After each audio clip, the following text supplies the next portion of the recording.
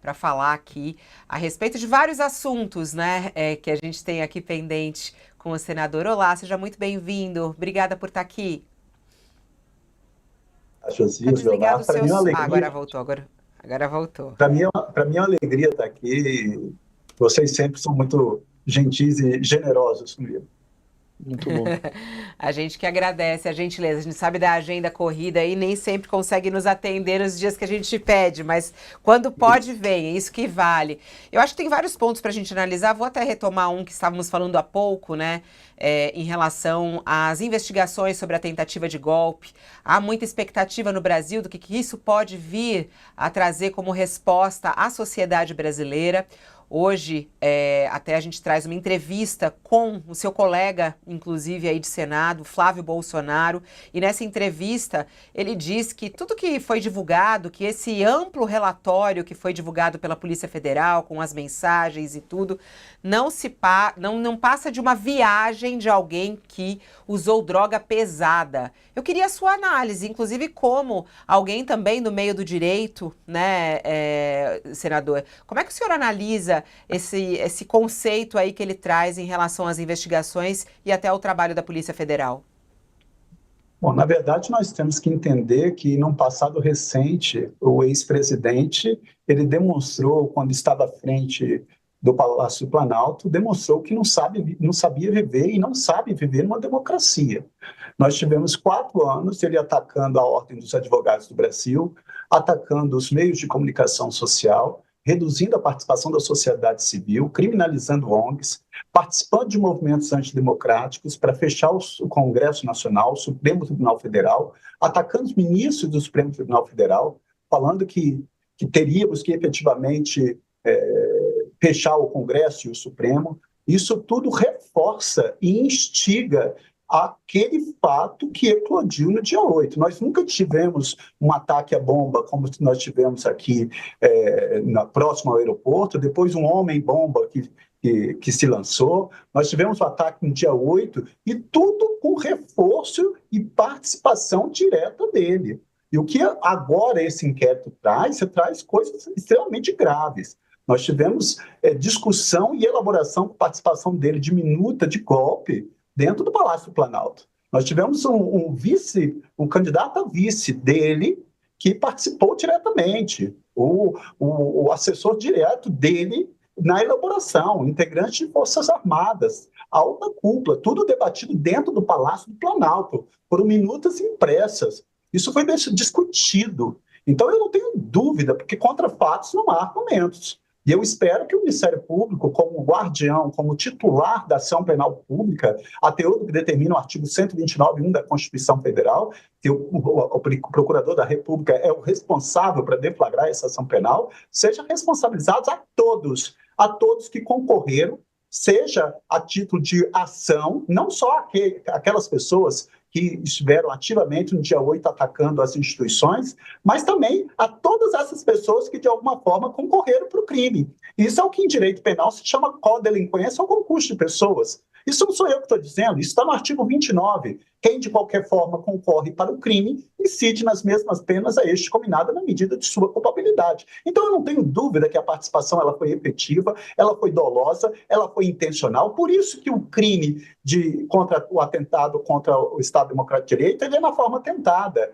Porque é óbvio, porque é um crime efetivamente de empreitada. Por isso que se penaliza atos preparatórios, porque o conjunto de atos preparatórios já evidencia a execução do crime. Isso não se consumou por circunstância alheia. Então, eu acho lamentável um senador utilizar, porque eu acho que a função de um parlamentar é apresentar o Brasil ao Brasil, mas de forma responsável. Nós temos que entender que o que aconteceu ali foi grave e merece punição.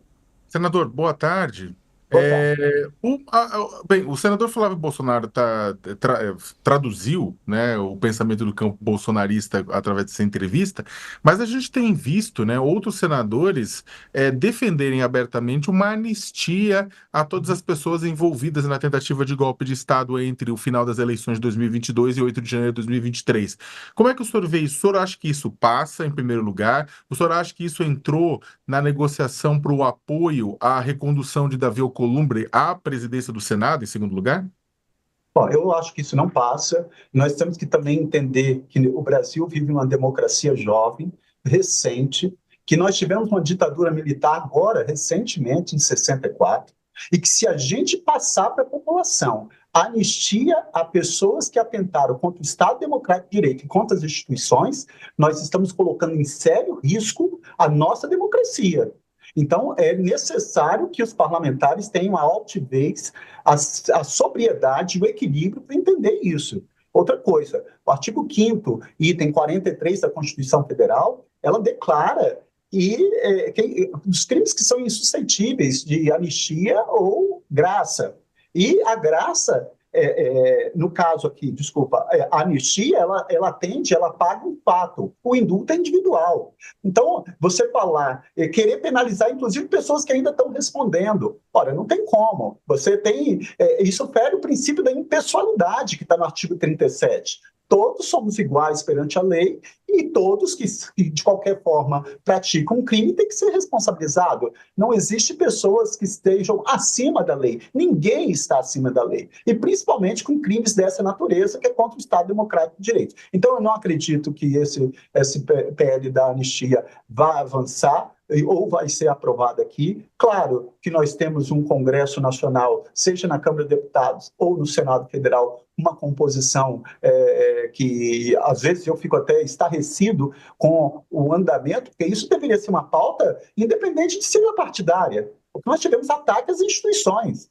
Nós tivemos ataque ao Supremo Tribunal Federal, ataque ao Senado, à Câmara dos Deputados, ao Palácio do Planalto. Isso é muito sério. Isso nós estamos atentando contra a nossa democracia.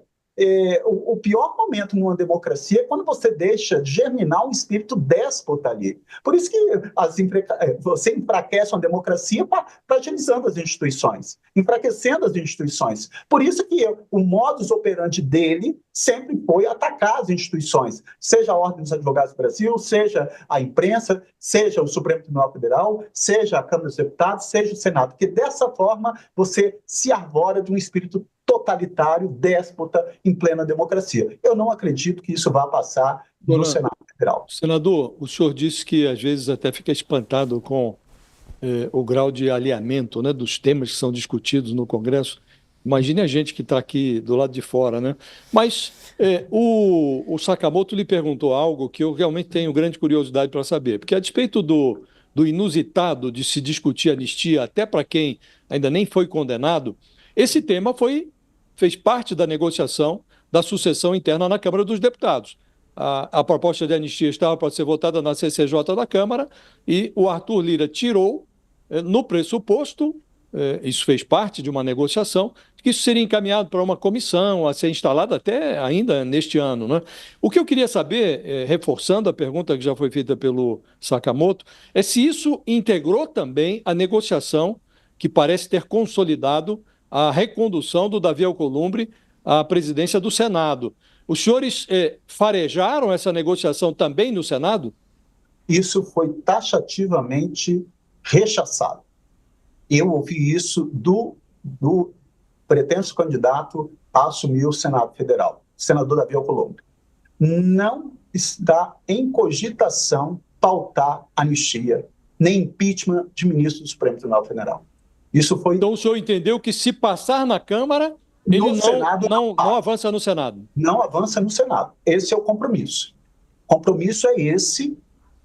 Eu participei da reunião com a bancada do PT, e isso foi dito com todas as letras. Não pauta PL de anistia, não pauta o pedido de impeachment de ministro do Supremo Tribunal Federal.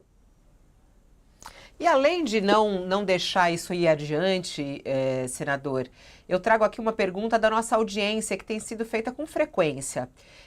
Se os parlamentares, se o legislativo brasileiro deveria ter alguma atitude um pouco mais forte em relação a tudo que está sendo revelado ao Brasil nessa tentativa de golpe no nosso país.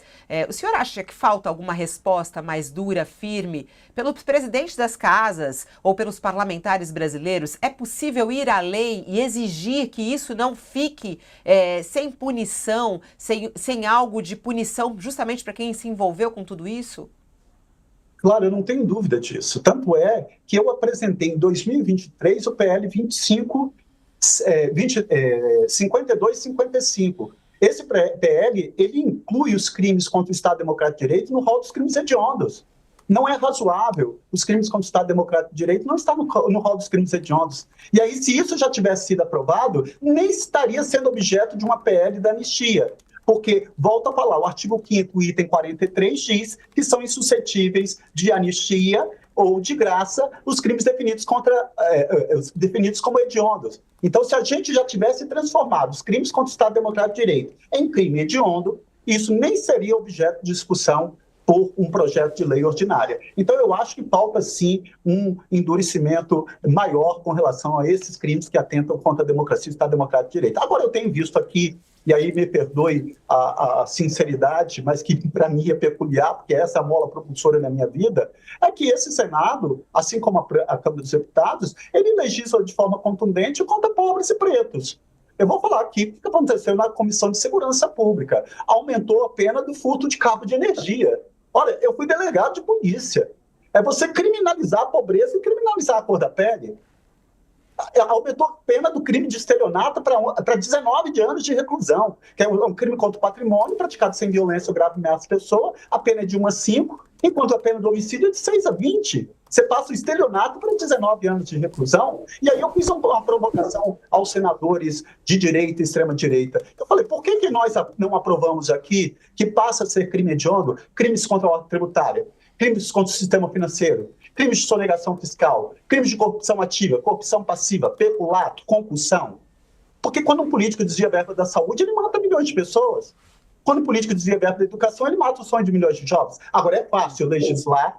Agora, isso não acontece, né, senador? O senhor sabe disso? É porque as pessoas que seriam afetadas por essa legislação que o senhor menciona, elas têm voz no Congresso Nacional, né? Agora mesmo estamos discutindo um pacote de gastos, estamos cortando programas sociais, não estamos cortando nos benefícios fiscais que mimam o empresariado, não estamos mexendo nas emendas parlamentares que mimam a oligarquia parlamentar. Então, quem não tem voz no parlamento acaba se ferrando primeiro, né?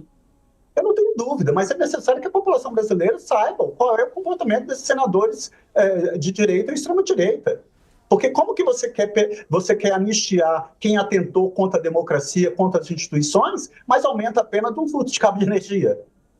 Não é contraproducente. Quando se fala aqui que o Conselho Federal representa o povo, isso está longe de ser uma realidade. Ele representa castas. Eu vira e mexe, eu falo aqui, mais uma vez estamos nós aqui, homens brancos, na grande maioria ricos, engravatados, decidindo a vida de milhões de pobres. É isso que, infelizmente, está acontecendo. Aí, por que você vê aí, me perdoe quando eu faço esse desabafo, é igual quando se fala assim, o mercado está avaliando mal as medidas fiscais. Claro, porque ele se incomoda com o pobre efetivamente entrando, tendo dignidade. Ele se incomoda com os fiscais. Eu venho de escola pública, eu sempre estudei do Sistema Único de Saúde, meu pai era motorista de ônibus, minha mãe era analfabeta, eu estou aqui no Senado.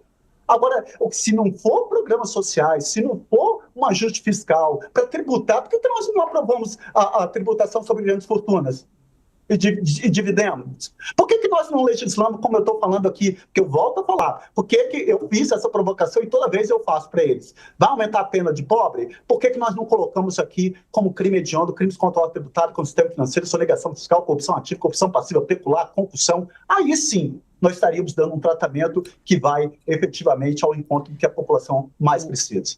O senhor está falando sobre tratamento.